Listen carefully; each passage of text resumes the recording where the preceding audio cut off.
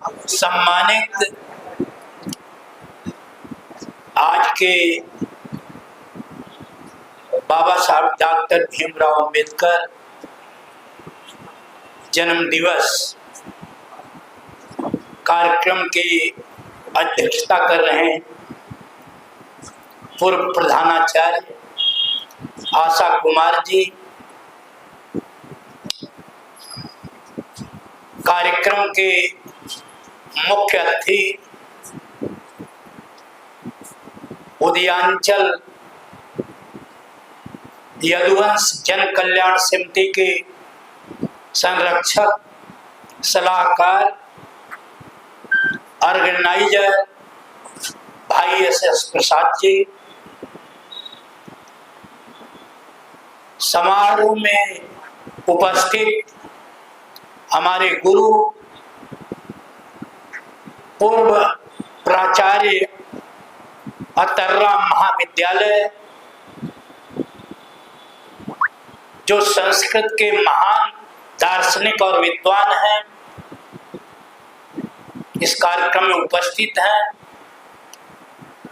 अभी आपके सामने डॉक्टर अशोक जी ने विस्तार से संबोधित किया है और बहुत सी बातें आप लोगों के बीच में रखी हैं। समाज सेविका फूलमती यादव जी और संविधान को विस्तार से बताने वाले भाई इतिहासकार कैलाश जी, भाई चंद्रवली मौर्य जी और मूर्धन्य विद्वान जो थोड़ी ही बात में अपनी बात सबके सामने प्रस्तुत किए, एचएल विद्यार्थी जी। सभागार में उपस्थित सभी साथीगण,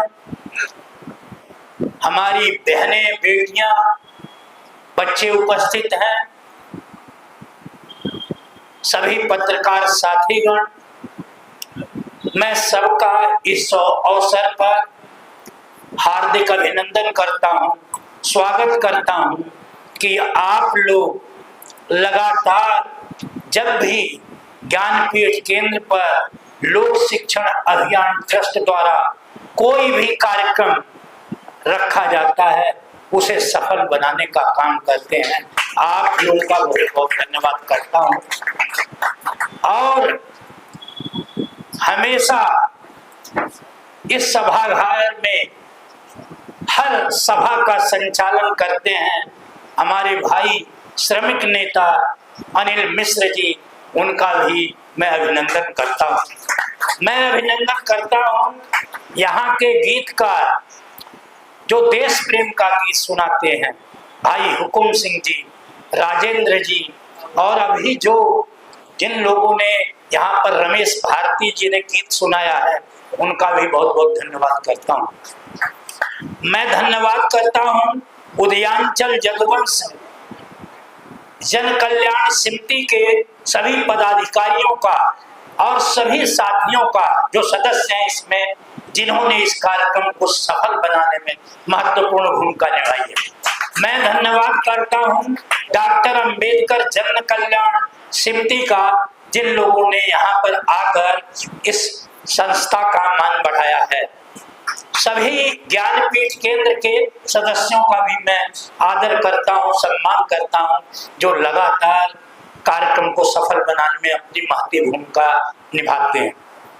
सभी वक्ताओं ने आपके बीच में अपने विचार रखे और बहुत कुछ बताया है। आज का कार्यक्रम बाबा साहब डॉक्टर के चरणों में नमन करते हुए संविधान सम्मान दिवस के रूप में मनाया जाता है। बाबा साहब का जो मिशन है, एक शायर के शब्दों में, मेरी कश्ती को सराहो, मेरे हमराह चलो, मैंने एक समा जलाई है हवाओं के खिलाफ। तो बाबा साहब ने जो काम किया है, जब हवाएं विपरीत दिशा में थी, पूरा समाज गर्भित अवस्था में था, देश गुलाम था। हम क्यों गुलाम और गरीब हैं? उसका कारण क्या था? उसको बाबा साहब डॉक्टर भीमराव अंबेडकर ने शिक्षा लेकर समझा था, क्योंकि उन्होंने कोलंबिया विश्वविद्यालय में लगातार 18 घंटे वहां के पुस्तकालय में अध्ययन करके सब बातों को समझा था। उन्होंने 2 विश्वविद्यालय से पीएचडी की थी। लंदन स्कूल ऑफ इकोनॉमिक्स से पीएचडी वहां की थी, और कोलंबिया विश्वविद्यालय में तो उनका इतना सम्मान है कि सबसे ज्यादा पुस्तकों का अध्ययन विश्व का किसी छात्र ने अगर किया तो बाबा साहब डॉक्टर भीमराव अंबेडकर ने किया। मैं आप लोगों के बीच में ये बताना चाहता हूं कि बाबा साहब डॉक्टर अंबेडकर की निजी लाइब्रेरी थी, पुस्तकालय था, जिसमें 33,000 से लेकर लगभग लोग कहते हैं कि 50,000 तक किताबें थी। तो इतना बड़ा विद्वान जिसने पूरे समाज और देश को उद्वेलित कर दिया। यहाँ पर वक्तन किसी ने कहा था कि अगर वो चाहते तो वो बहुत बड़ा काम करते, बहुत बड़े आदमी रहते और आराम का जीवन उनका परिवार जीता, लेकिन उन्होंने अपने परिवार को छोड़कर विदेश में उन लोगों के लिए काम किया जो लोग समाज के इतिहास के पन्नों में कहीं दर्ज नहीं थे, जिनका कोई इतिहास नहीं था।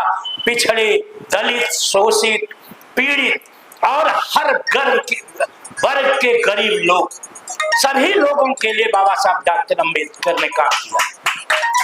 लोग यह धारणा गलत रखते हैं कि बाबा साहब ने केवल उपेक्षितों और प्रताड़ितों के लिए और शोषितों के लिए काम किया, सबके लिए काम किया। रिजर्व बैंक ऑफ इंडिया बाबा साहब ने कोई दलितों के लिए बनाया था? उन्होंने इसकी स्थापना की, शायद बहुत कम लोगों को पता हो कि भारत की उन्नति तभी होगी जब एक रिजर्व फंड होगा हमारे पास। तो इतने बड़े अर्थशास्त्री थे, कानूनविद थे। उन्होंने कहा कि हमारे यहाँ गरीबी अज्ञानता के कारण है, अशिक्षा के कारण है। हमें आधी रोटी खानी चाहिए, लेकिन अपने बच्चों को पढ़ाना चाहिए, स्कूल भेजना चाहिए, लाइब्रेरी में उनको अध्ययन करवाना चाहिए। आज शिक्षा का और चिकित्सा का व्यवसायीकरण हो गया है और सत्ता का केंद्रीकरण हो रहा है। संविधान पर लगातार चोट हो रही है। हमने इसलिए संविधान सम्मान दिवस यहाँ पर रखा है बाबा साहब के जन्मदिन पर कि संवैधानिक संस्थाओं पर लगातार प्रहार किया जा रहा है, और जो लोग सत्ता में बैठे हैं उनकी मंशा में खोट है। वो बाबा साहब डॉक्टर अंबेडकर का नाम तो लेते हैं, लेकिन उनके मन में मनुस्मृति है और बाहर मनुस्मृति, संविधान की बात करेंगे और मन में मनुस्मृति की बात करते हैं। वो हमेशा ये चाहते हैं कि हमेशा वर्ग रहे, हम उनके ऊपर राज्य करते रहें, क्योंकि जब ज्यादा गरीब और अशिक्षित रहेंगे लोग तो उन पर आसानी से अपनी बात मनवाई जाएगी, राज्य किया जा सकता। और बाबा साहब डॉक्टर अंबेडकर ने कहा है कि इस देश में, और बड़े बड़े जो यहाँ पर चित्र लगे हुए हैं, ये उन महान विचारकों के हैं, उन बुद्धिजीवी वर्ग के हैं, उन ऋषियों और महर्षियों के हैं, जिन्होंने हमेशा ये कहा है कि सबसे पहले अज्ञानता को दूर करो, प्रकाश को फैलाओ, तभी जाकर इस देश की गरीबी दूर होगी। पाखंड से, जातिवाद से, वर्गवाद से इस देश की गरीबी कभी दूर नहीं होगी, गरीबी बढ़ेगी। और आज आप देख रहे हैं, आप लोग बुद्धिजीवी हैं कि इस देश में लगातार अंधविश्वास, पाखंड फैलाया जा रहा। पाखंड किसे कहते हैं, गुरुदेव को ज्यादा पता है। जो चीज है ही नहीं, जो कभी प्रचलन में नहीं थी, और उसे कहना कि ये है, ये पाखंड है। जो है ही नहीं वो कैसे सही हो सकती है। तो हमें ये समझना होगा। और हमारी बहनों के लिए, महिलाओं के लिए बाबा साहब अम्बेडकर ने सबसे बड़ा काम किया कि उन्हें संपत्ति का अधिकार दिया, समानता का अधिकार दिया, उन्हें ताकत दी। लेकिन हमारी बहनों ने क्या किया कि आज सबसे ज्यादा पाखंड की शिकार वही है। वही सबसे ज्यादा जो कम पढ़े लिखे लोग हैं, कथावाचक हैं, जो बहुत कम जानते हैं, उनके आयोजन को सफल बनाने का काम करती हैं। और वो पोथी लेकर सर पर रखते हैं और वो घड़ा रख करके कलश लेकर चलते हैं। इस व्यवस्था को बाबा साहब ने कहा कि मैंने आप लोगों को गुलामी से मुक्त करवाया था और आप लोग फिर वहीं चले गए। जो सती आपको किया, जो जबरदस्ती आपको आग में धकेल दिया, उन्हीं लोगों के बीच में आप चली गई। तो बहनों को हमारे समझना पड़ेगा कि बाबा साहब ने आपके लिए कितना बड़ा काम किया और आप लोग समाज को उद्वेलित करें।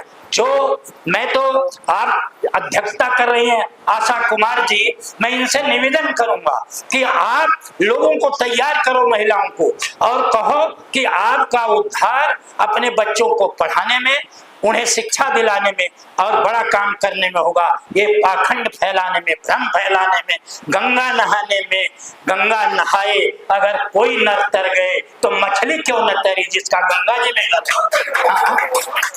तो हमें ये काम करना पड़ेगा। और हम ये मिशन, ये उद्देश्य है जिसमें आप लोग सारे लोग सहयोगी हैं, हम लोग सहयोग कर रहे हैं इस मिशन को आगे बढ़ाना।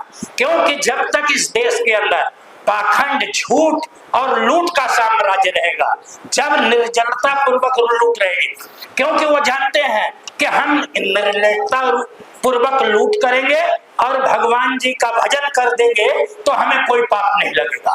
पाप तो तुम्हें लगेगा ही लगेगा, चाहे तुम कितना गंगा जी में नहाओ। अगर तुम लोगों का हक खा रहे हो, लोगों का लूट रहे हो, तो आपको निश्चित तौर पर उसका बदला लेना ही पड़ेगा।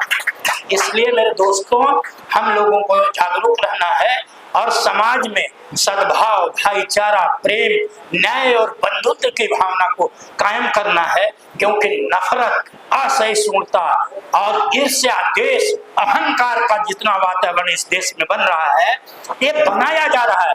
हम अब समझ नहीं पा रहे हैं, हम ये समझने की कोशिश नहीं करते। ये बनाया इसलिए जा रहा है, और जो अंधविश्वास फैलाया जा रहा, जो पाखंड फैलाया जा रहा, इसलिए फैलाया जा रहा है कि हम उसमें फंसे रहें, उसे देखते रहें कि यहाँ पर जाना है, वहां पर हम इसमें बिजी हैं। वो और जो है विनोद त्रिपाठी कहते हैं, ठग जो है लूट लिया गठरी, और हम देखते रह गए। हाँ, तो ये ठग जो है गठरी को लूट रहे हैं।